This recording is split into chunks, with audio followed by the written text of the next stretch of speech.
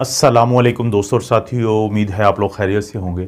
इस वीडियो में हम बात करेंगे यूरिनरी ट्रैक्ट इन्फेक्शन के बारे में, यानी छोटे पेशाब की जो ट्रैक होती है, जो उसकी नाली होती है, तो उसमें जो इन्फेक्शन होती है वो क्या चीज़ होती है। सबसे पहले तो हम ये जानेंगे कि जो हमारा पेशाब का सिस्टम है वो कहाँ से शुरू होता है और कहाँ पे ख़त्म होता है, और मर्दों और ख़वातीन में क्या फ़र्क होता है। बुनियादी तौर पे जो हमारा यूरिनरी ट्रैक्ट सिस्टम है, ये स्टार्ट होता है गुर्दों से। गुर्दे क्या करते हैं कि वो छाननी का काम करते हैं और वो छोटा पेशाब बनाते हैं, जिसमें फिर मुख्तलिफ फाजिल मादे भी होते हैं।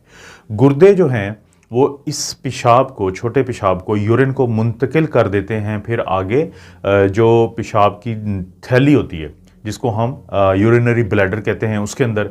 और इसको मुंतकिल करने के लिए इंतहाई एक बारीक सी एक ट्यूब आ रही होती है, जिसको हम यूरेटर कहते हैं। दोस्तों, जो गुर्दे होते हैं वो आपकी जो कमर की वाली साइड पे आप कह सकते हैं, यानी पीछे वाली साइड पे दोनों तरफ दो गुर्दे होते हैं। उन वहाँ से दोनों से यूरेटर आता है, जो पतली सी वो ट्यूब है जिसके ज़रिए यूरिन, ये छोटा पेशाब जो हमारा मसाना होता है, यानी छोटे पेशाब की जो थैली होती है, उसमें जमा होगा। और जब एक ख़ास मिकदार से ज़्यादा जमा हो जाता है तो फिर ये बाहर हम इसको निकाल देते हैं। जब हमें प्रेशर पड़ता है छोटे पेशाब का, कैसे निकालते हैं, एक और छोटी नाली होती है जिसको हम यूरिथ्रा कहते हैं। तो ये जो यूरिथ्रा जिस जगह पे होता है, यहाँ पे मर्दों और ख़वातीन में फ़र्क आता है, क्योंकि इससे पहले गुर्दा, यूरेटर और यूरिनरी ब्लैडर एक ही तरह के हैं मर्द और ख़वातीन में।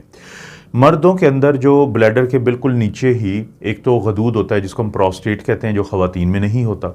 और दूसरा ये है कि मर्दों का जो यूरिथ्रा, यानी वो नाली जिसमें से ये हो के यूरिन मसाने से या यूरिनरी ब्लैडर से बाहर हम उसको निकालते हैं, तो वो जो यूरिथ्रा होता है वो बड़ा होता है, लेकिन ख़वातीन में वो छोटा होता है। ये इंतहाई अहम एक एनाटमी का फ़र्क है, जो वजह बनता है ख़वातीन में बहुत ज़्यादा इन्फेक्शन होने की। तो यूरिथ्रा क्योंकि ख़वातीन में छोटा होता है, इसलिए ख़वातीन में अक्सर जो यूरिनरी ट्रैक्ट है, ये जो पूरा मैंने अभी बताया है कि ये पूरा एक रास्ता है, तो इसकी इन्फेक्शन ज़्यादा होती है। आम तौर पे हमारे आंतों के अंदर जरासीम होते हैं जिनको हम ई कोलाई या एस्चेरिशिया कोलाई कहते हैं। तो ये जो जरासीम होते हैं, ये जो बैक्टीरिया होते हैं, ये बहुत जल्द यूरिथ्रा के ज़रिए किसी भी तरह से, लेकिन ख़वातीन में क्योंकि छोटा यूरिथ्रा होता है तो बहुत जल्द जो है वो यूरिथ्रा के अंदर जाते हैं। हमारा जिस्म का जो सिस्टम होता है अमूमी तौर पे तो इनको रोकने की कोशिश करता है और रोक लेता है, लेकिन बाज़ औक़ात हमारा जो डिफेंस सिस्टम है वो जब नहीं रोक पाता तो फिर हमें इन्फेक्शन हो जाती है, जिसको हम यूरिनरी ट्रैक्ट की इन्फेक्शन कहते हैं। और यहाँ पे ही मैं एक और नुक्ते की आपको वजाहत कर दूँ कि बड़े पेशाब के बाद अगर आप, यानी ज़ाहिर है कि आप वॉशरूम गए हैं और आपने सफाई की है बैक टू फ्रंट, तो उस सूरत में चांसेस बहुत ज़्यादा हैं, क्योंकि मैं बता चुका हूं कि आंतों के अंदर ये जरासीम ज़्यादा होते हैं। अगर आप सफाई ऐसे करते हैं कि बैक से फ्रंट की तरफ, तो ये जो चांसेस बहुत ज़्यादा होंगे कि ये जो जरासीम हैं ये आपके छोटे पेशाब की नाली में दाखिल हो जाएंगे। लेकिन अगर आप सफाई करते हैं फ्रंट टू बैक, तो फिर ये चांसेस कम होते हैं। आगे मैं कोशिश करूंगा प्रिवेंशन जो होती है उसमें थोड़ा सा जिक्र कर दूं कुछ घरेलू टोटके दो चार, के जिससे आपको यूरिन की इन्फेक्शन कम से कम होगी। तो एक दफ़ा अगर यूरिन की इन्फेक्शन हो जाए तो फिर आपको कुछ अलामात जन्म लेती हैं। वो अलामात क्या होती हैं, यहाँ पे एक और बात को समझें कि हम इस यूरिनरी ट्रैक्ट को दो हिस्सों में तकसीम कर देते हैं।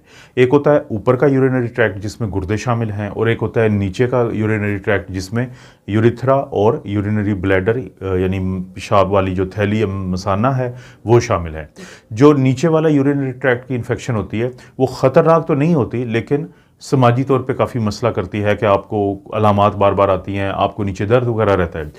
लेकिन जो ऊपर वाला है हिस्सा जिसको हम किडनीज कहते हैं, खुदा न खास्ता अगर वहाँ तक इन्फेक्शन पहुँच जाए, अलामात शायद बहुत ज़्यादा ना आ रही हों आपको, लेकिन आपकी जान के लिए वो ख़तरा ज़्यादा होता है। अलामात होती क्या है, देखें, अगर किसी को यूरिथ्रा की और यूरिनरी ब्लैडर यानी मसाने की इन्फेक्शन हो जाए तो बार बार आपको छोटा पेशाब आएगा, कम पेशाब निकलेगा, लेकिन बहुत ज़्यादा आपको तंग करेगा। आप वापस आएंगे करके तो फिर आपको जाना पड़ेगा, और अक्सर छोटा पेशाब करते हुए आपको फिर तकलीफ़ या दर्द भी होता है साथ साथ। और इसी तरह से बाज़ औक़ात छोटा पेशाब के अंदर आपको सुर्खी माइल रंग नज़र आएगा या क्लाउडीनेस यानी गंदापन नज़र आएगा, जो कि इन्फेक्शन की वजह से उसका रंग तब्दील हुआ होता है। और जब ये कभी इन्फेक्शन अगर ऊपर की तरफ चली जाती है गुर्दों वाली साइड पे, तो फिर कमर की बैक साइड पे एक तरफ या दोनों तरफ आपको दर्द होगा, बुखार होता है, मतली होती है, उल्टियाँ आती हैं। और ये जो वो अमूमी अलामात हैं जो यूरिन की जो इन्फेक्शन होती है उसकी वजह से होती है, यानी यूटीआई की वजह से।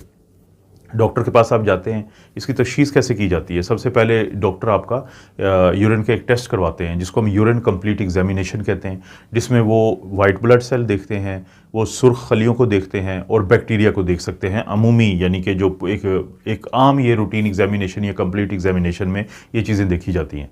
उसके बाद अगर उनको शक पड़े कि इसमें इन्फेक्शन है, यानी जो यूरिन का ये टेस्ट हुआ है, और कैसे टेस्ट देना होता है, ये आपने कोशिश करनी है कि टेस्ट देने से पहले आपने सफाई करनी है। एंटीसेप्टिक एक वो आपको देंगे, कोई भी कॉटन दे देंगे या टिश्यू पेपर जिसके ऊपर महलूल लगा होगा, उसकी सफाई के बाद फिर आपने जब इसको यूरिन का सैंपल देना है तो मिड स्ट्रीम का मतलब होता है कि जब आप छोटा पेशाब करना शुरू करते हैं तो शुरू में ही ये सैंपल नहीं लेते डब्बी के अंदर, बल्कि जब दरमियान में लेते हैं ताकि कम से कम चांसेस हों कि कंटेमिनेशन के या इधर उधर के माहौल से कोई जरासीम के जाने से। यूरिन के टेस्ट के बाद फिर हम यूरिन का कल्चर सेंसिटिविटी करते हैं। वो कल्चर सेंसिटिविटी क्या होता है? कल्चर सेंसिटिविटी ये होता है कि जो यूरिन में हम वो जो जरासीम, जैसे मैंने कहा था कि या वो इकोलाई हो सकते हैं या कोई भी और मुख्तलिफ किस्म के हो सकते हैं, तो उनको उगाते हैं, उनको कोशिश करते हैं कि उनके अंदर वो मौजूद हैं, लेकिन उनको हम उगने देते हैं और फिर हम माइक्रोस्कोप के नीचे देखते हैं और हमें कन्फर्म हो जाता है कि ये फ़लाँ जरासीम की वजह से इन्फेक्शन है, इसे कल्चर कहते हैं। और सेंसिटिविटी ये होता है कि हमें पता चल जाता है कि फ़लाँ दवाई जो है उससे ये ख़त्म हो जाएंगे और फ़लाँ दवाई के ख़िलाफ़ इनमें मज़ाहमत है, तो उनको देने का फ़ायदा नहीं है। तो यूरिन कंप्लीट एग्जामिनेशन के बाद यूरिन कल्चर करवा लेते हैं। फिर हम अक्सर ये देखने के लिए, क्योंकि बाज़ लोगों को गदूद जो मर्दों में बड़ा हुआ होता है उसकी वजह से भी छोटा पेशाब जो है वो मसाने में इकट्ठा होता है और इन्फेक्शन की वजह बनता है। और बाज़ का लोगों की जो गुर्दे हैं उनमें कोई ना कोई ऐसे पैदाइशी तौर पे ख़राबी होती है कि जिसकी वजह से बार बार ये इन्फेक्शन जन्म ले रही होती हैं। तो इसके लिए फिर हम अल्ट्रासाउंड कर सकते हैं, हम सीटी स्कैन कर सकते हैं या एमआरआई कर सकते हैं कंट्रास्ट देके, ताकि हमें एनाटमी, यानी ये जो यूरिनरी ट्रैक्ट सिस्टम की शुरू में मैंने वजाहत की थी उसका पता चल जाएगा।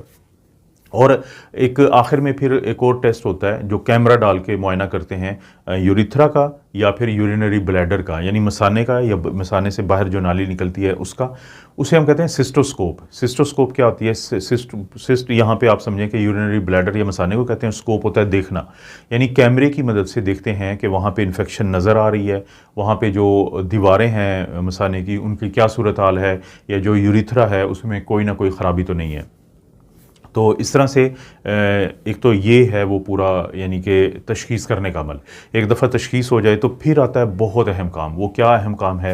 वो अहम काम ये है कि इलाज कैसे करते हैं। एक गलती क्या होती है पाकिस्तान जैसे माशरे में कि छोटी सी सिंपल सी इन्फेक्शन होगी, सिंपल कहते हैं कि एक मरीज़ जिसको शुगर नहीं है, जिसको ब्लड प्रेशर नहीं है, उसको सिर्फ कुछ अलामात आई, एक टेस्ट करवाया गया तो पता चला जो कि उस लड़के को या लड़की को या मर्द को या औरत को यूटीआई है, यानी यूरिनरी ट्रैक्ट इन्फेक्शन है। तो लेकिन फिर वो बड़ी जो है हैवी दवाइयाँ दे दी जाती हैं।